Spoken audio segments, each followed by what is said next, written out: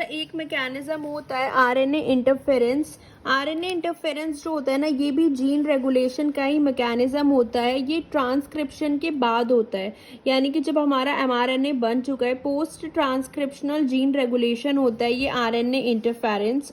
And ये सारे eukaryotes में हमें देखने को मिलता है, observed in all eukaryotes. And ये कौन मीडिएट करता है? कुछ स्मॉल साइलेंसिंग आरएनएज होते हैं हमारे पास, जैसे एमआईआरएनए या एसआईआरएनए एक्सेट्रा।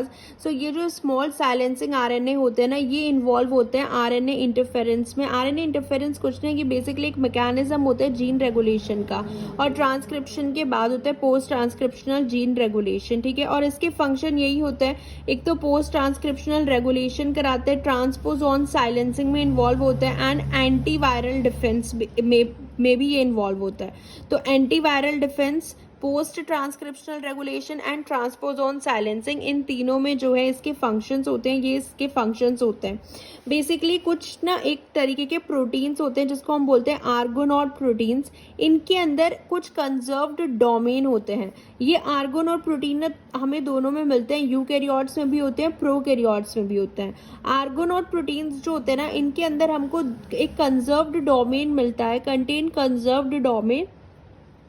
ठीक है, एक इनके अंदर पैस डोमेन होता है, PAZ डोमेन होता है, एंड एक इसके अंदर होता है PIWI डोमेन होता है। ठीक है, तो ये जो पैस डोमेन होता है ना, ये क्या होता है? Single strand RNA binding domain होता है। ये बाइंड करता है to the 3 prime end of miRNA, यानी कि ये प्रोटीन्स जो हैं इन आरएनए से ही बाइंड करेंगे। तो जो आर्गोनॉट प्रोटीन्स होते हैं ना, इनका जो पैस डोमेन है, ये single strand RNA binding domain होता है। एंड ये जो एमआईआरएनए हमने देखा, ये जो साइलेंसिंग आरएनएज होते हैं, एमआईआरएनए, एसआईआरएनए, इनके 3 प्राइम एंड से जाके बाइंड करता है। ठीक है, आर्गोनॉट प्रोटीन का पैस डोमेन जो होता है। एंड ये जो बाइंडिंग होती है ना, ये सीक्वेंस इंडिपेंडेंट मैनर में इनकी बाइंडिंग होती है। ठीक है, दूसरा जो डोमेन है PIWI डोमेन, ये राइबो न्यूक्लियस डोमेन होता है, जिसके पास कैटालिटिक एक्टिविटी होती है, एंड स्ट्रक्चरली ये RNAs H जैसा भी दिखता है। सो ये डोमेन होते हैं PIWI डोमेन, इसके पास होता है, एंड पैस डोमेन होता है। तो ये हमने देखा आर्गोनॉट प्रोटीन्स के बारे में। देखो, यूकैरियोट्स एंड प्रोकैरियोट्स अभी बताया था ना कि दोनों में होते हैं आर्गोनॉट प्रोटीन्स। यूकैरियोट्स में जो आर्गोनॉट प्रोटीन्स होते हैं ना, इनकी बहुत सब फैमिलीज देखने को मिलती है। एक एगो फैमिली होती है ह्यूमंस के अंदर, AGO1, AGO2, AGO3, ये क्या होते हैं? आर्गोनॉट प्रोटीन्स ही होते हैं यूकैरियोट्स के अंदर। और एक PIWI की सब फैमिली देखने को मिलती है। 2 मेजर सब फैमिलीज होती है इन प्रोटीन्स की इन यूकैरियोट्स।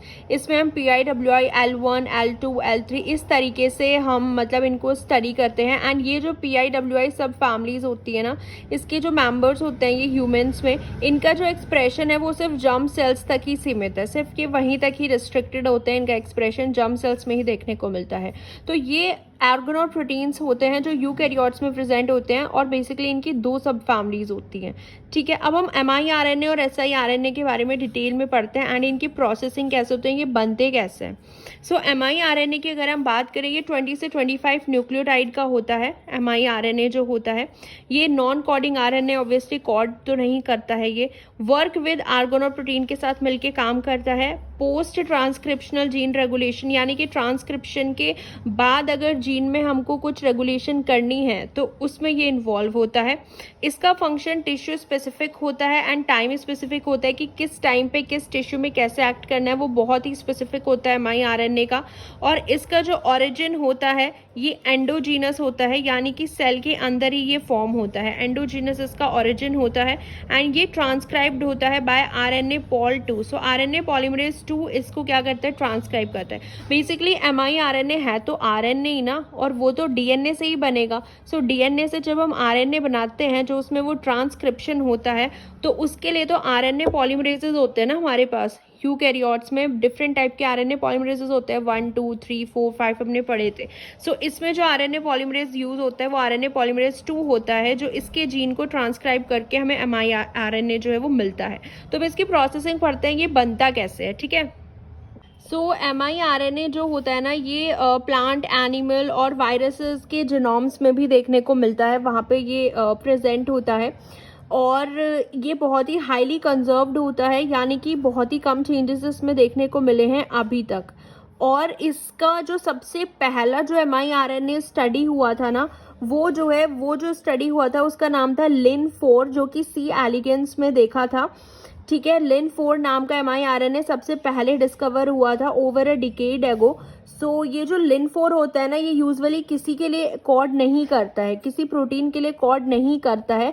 बस ये क्या करता है, इसका एक टारगेट mRNA होता है, उस टारगेट mRNA के साथ ये सीक्वेंस मतलब पेयर अप कर लेता है, क्योंकि इसके पास कॉम्प्लीमेंट्री सीक्वेंस होती है अपने टारगेट के लिए। सो ये टारगेट mRNA के साथ मतलब बेस पेयर बना लेता है, एकदम परफेक्ट बेस पेयर नहीं बनाता, इम्परफेक्टली बेस पेयर बनाता है, ताकि उसका जीन एक्सप्रेशन रोक सके या जीन एक्सप्रेशन उसका ब्लॉक कर सके।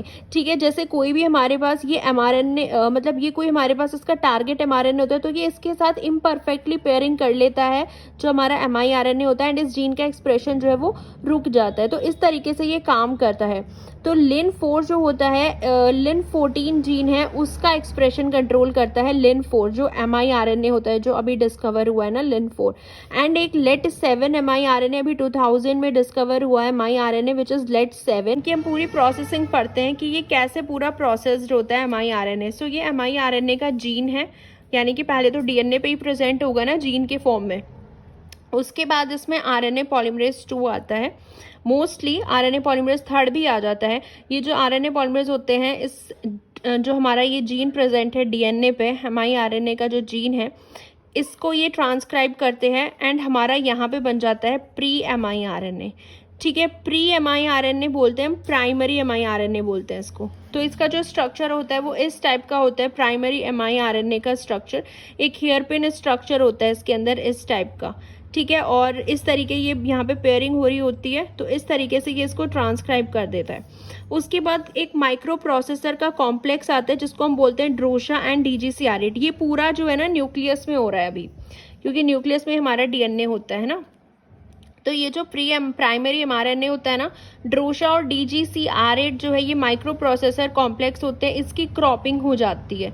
तो इसकी यहाँ से क्रॉपिंग हो जाती है, तब हमारा बनता है ये प्री mRNA। पहले प्राइमरी mRNA बनता है, इसकी क्रॉपिंग होने के बाद हमारा बनता है प्री mRNA। ठीक है, और ये कौन करता है, ड्रोशा एंड DGC-R8, ये माइक्रो प्रोसेसर कॉम्प्लेक्स होते हैं। उसके बाद ये जो हमारा प्री mRNA बन जाता है ना, ये एक्सपोर्टिन के थ्रू न्यूक्लियस से साइटोसोल में जाता है। जैसे ये सेल के न्यूक्लियस, क्योंकि हमें पता है कि भाई सेल होती है, सेल के अंदर न्यूक्लियस होता है, अब ये न्यूक्लियस से बाहर आके साइटोसोल में आ रहा है। एक्सपोर्टिन 5 इसको ट्रांसपोर्ट करता है साइटोसोल में। अब हमारा प्री mRNA साइटोसोल में आ गया है। अब ये जो प्री mRNA होता है ना, इसकी क्या होती है, डाइसिंग होती है। डाइसिंग जो है डाइसर करता है। डाइसिंग किसकी होती है, डाइसर होता है, एक एंजाइम और प्रोटीन होता है एक डाइसर। तो ये डाइसर इसकी डाइसिंग करेगा, बेसिकली इसको जो है इस तरीके के फॉर्म में ले आता है। ये जो हेयरपिन लूप लाइक स्ट्रक्चर होता है ना, ये ब्रेक हो जाता है इसमें, एंड ये इस तरीके का हमारा एक mRNA का ड्यूप्लेक्स बन जाता है। तो डाइसिंग के बाद हमारा mRNA का ड्यूप्लेक्स बन जाता है। उसके बाद फोर्थ स्टेप जो होता है ना mRNA का ड्यूप्लेक्स बनने के बाद, यहाँ पे हमारे पास आता है ये जो mRNA का ड्यूप्लेक्स होता है ना, इसके बाद क्या होता है, mRNA के ड्यूप्लेक्स में जो 3' स्ट्रैंड होता है ना, वो 3' न्यूक्लियोटाइड ओवरहैंग हुआ रहता है। यहाँ पे 3' थोड़ा सा ओवरहैंग है, यहाँ पे भी 3' ओवरहैंग होता है mRNA के ड्यूप्लेक्स में।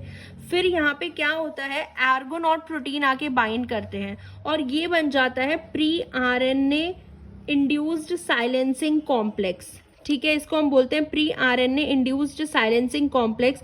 ये इसके पास क्या आ गया, ये आर्गोनॉट प्रोटीन्स आके इसके साथ बाइंड कर गए हैं। और ये जो आर्गोनॉट प्रोटीन्स होते हैं, अभी हमने इनके बारे में पढ़ा, इनके पास कैटालिटिक एक्टिविटी भी तो होती है ना। तो ये RNA, ये जो आर्गोनॉट प्रोटीन्स होते हैं ना, इसका जो एक स्ट्रैंड है वो डिग्रेड हो जाता है। तो ड्यूप्लेक्स का एक स्ट्रैंड डिग्रेड हो जाएगा, सिर्फ एक ही स्ट्रैंड बचता है सिंगल, और ये हमारा बन जाता है RNA इंड्यूस्ड साइलेंसिंग कॉम्प्लेक्स। ठीक है। और ये अभी इसके पास ये क्या होता है, आर्गोनोड प्रोटीन्स होता है, एंड ये हमारा बन गया mRNA। उसके बाद ये अपना काम करता है जहां इसको जाना है, mRNA क्लीवेज और फिर ट्रांसलेशन, रिप्रेशन, जहां इसको पोस्ट ट्रांसक्रिप्शनल वर्क जो इसका होता है फंक्शन, वो परफॉर्म करता है। तो इस तरीके से mRNA हमारा फॉर्म होता है एक। ठीक है, चलो हम एक बार और इसको रिवाइज करते हैं। mRNA का जीन होता है, RNA पॉल 2 या 3 आएगा, इसको क्या करेगा, ट्रांसक्राइब करेगा, एंड हमारा पहले प्राइमरी mRNA बनता है जिसके अंदर ये हेयर पिन लूप जैसा स्ट्रक्चर होता है।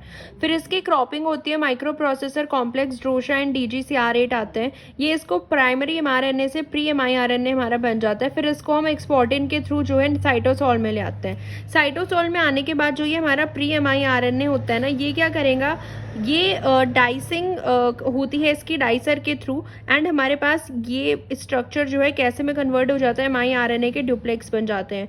उसके बाद इसके अंदर जो mRNA के ड्यूप्लेक्स बनते हैं ना, फिर हमारे पास ये होता है प्री RISC होता है। और ये जो देखो, जब इसका ड्यूप्लेक्स बनाना, इस ड्यूप्लेक्स से आर्गोनॉट प्रोटीन आगे बाइंड कर जाते हैं। बेसिकली ये क्या होता है, RNA इंड्यूस साइलेंसिंग कॉम्प्लेक्स जो होता है, ये एक मल्टी फैमिली होती है।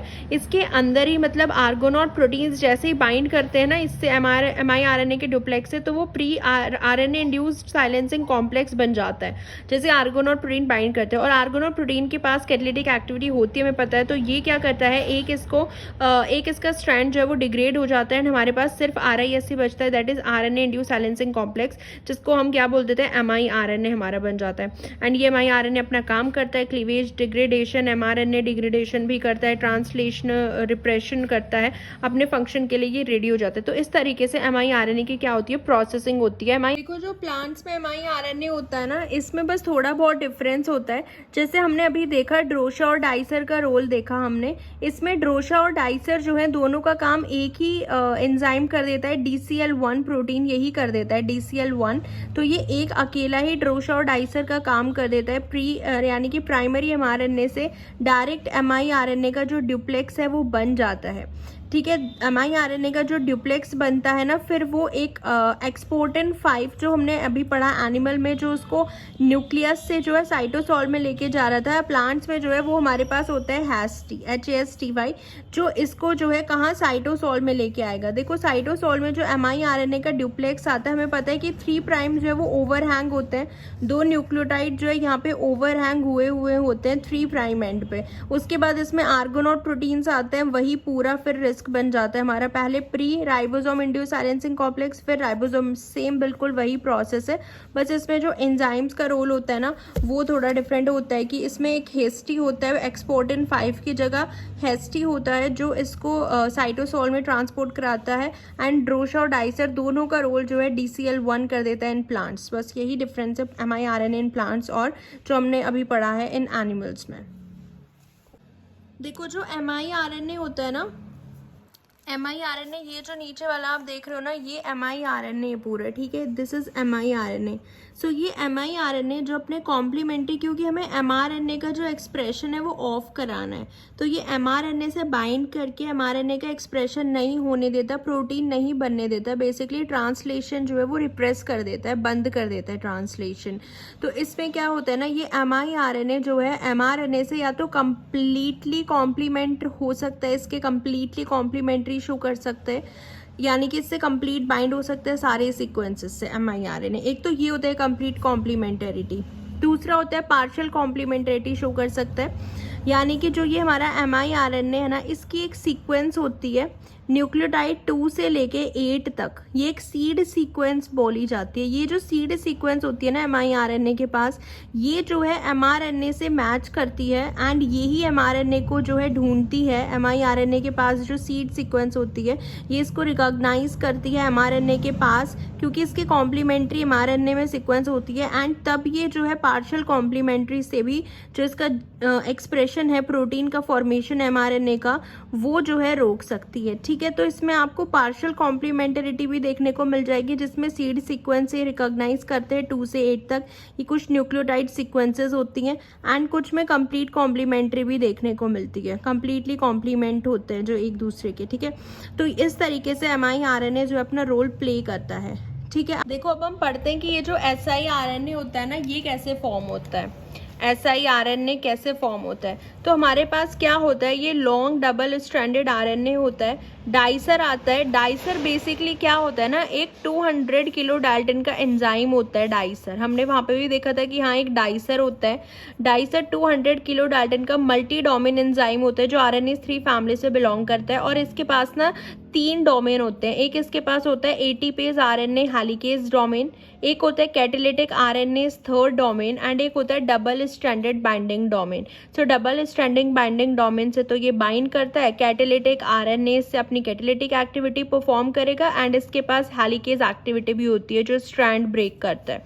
सो एटीपेज RNase हेलिकेज एक्टिविटी। सो ये तीनों डोमेन इसके पास होते हैं डाइसर के पास। सो डाइसर क्या करता है, लॉन्ग डबल स्ट्रैंडेड RNA से जैसे ही बाइंड करेगा, इसको जो है ये 2 ड्यूप्लेक्स में कन्वर्ट कर देता है। लॉन्ग डबल स्ट्रैंडेड RNA को siRNA के 2 ड्यूप्लेक्स हमारे बन जाते हैं। एक इसमें से जो स्ट्रैंड होता है उसको हम बोलते हैं गाइड स्ट्रैंड एंड एक को हम बोलते हैं पैसेंजर स्ट्रैंड। और बेसिकली ये जो गाइड स्ट्रैंड होता है ना, यही पूरा जो है ये गाइड स्ट्रैंड रिकॉग्नाइज करता है टारगेट सीक्वेंस को एंड उससे जाके बाइंड करता है। पैसेंजर स्ट्रैंड तो डिग्रेड हो जाता है।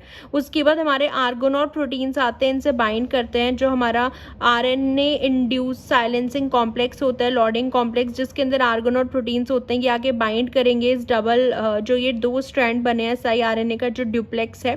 उसके बाद हमारा प्री RISC बनता है, सेम वही है। एंड फिर इसमें से ये एक स्ट्रैंड जो है डिग्रेड हो जाता है, पैसेंजर स्ट्रैंड, एंड ये हमारा RNA induce silencing complex guide strand के साथ प्रेजेंट होता है एंड आर्गोनॉट प्रोटीन्स इसके अंदर प्रेजेंट होते हैं। तो ये हमारा फिर टारगेट पे जाके जाएगा एंड उसको जो है mRNA के साथ बाइंड करता है एंड वही उसका एक्सप्रेशन जो है वो रोक देता है। सो इस तरीके से ये जो है siRNA का फॉर्मेशन होता है डबल स्ट्रैंडेड RNA से, ठीक है। एंड उसमें हमने देखा था कि उसमें भी हमारा DNA का जो जीन होता है उससे वो पूरा ट्रांसक्राइब हो रहा था, हमारा जो miRNA था। लास्ट होता है piRNA, ये PIWI इंटरैक्टिंग RNA होता है। हमने देखा था ना आर्गोनॉट प्रोटीन के पास 2 डोमेन होते हैं, तो ये पाइवे डोमेन से इंटरैक्ट करता है एंड ये भी 25 से 30 न्यूक्लियोटाइड तक लॉन्ग होते हैं।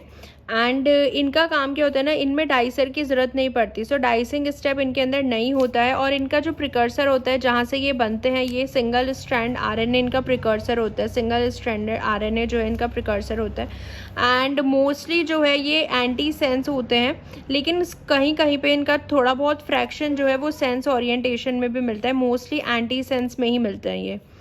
और अब हम इन सब के डिफरेंसेस देख लेते हैं। देखो तो हमारे पास टाइप्स जो होते हैं miRNA, siRNA and piRNA। miRNA तो एंडोजेनस ऑरिजिन ही होता है सेल के अंदर, एनिमल, प्लांट और प्रोटिस्ट में प्रेजेंट होगा। लेंथ होती है इसकी 20 से 25 न्यूक्लियोटाइड होते हैं इसके अंदर। डाइसर भी होता है, ड्रोशा भी चाहिए होता है, तो डाइसर ड्रोशा डिपेंडेंट होते हैं।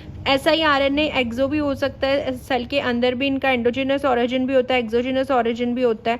And animal, plant, fungi, protist, इनमें प्लांट प्रेजेंट होता है। एनिमल, प्लांट, फंजाई, प्रोटिस्ट, इन सब में देखने को मिलते हैं ये। एंड इनकी लेंथ 21 होती है न्यूक्लियोटाइड। ये दोनों डाइसर डिपेंडेंट होते हैं, ठीक है। ड्रोशा नहीं है, डाइसर होता है सिर्फ। एंड piRNA की अगर हम बात करें, ये मेटाजॉन्स में मिलते हैं, 24 से 30 न्यूक्लियोटाइड लेंथ होती है एंड ये डाइसर इंडिपेंडेंट होते हैं।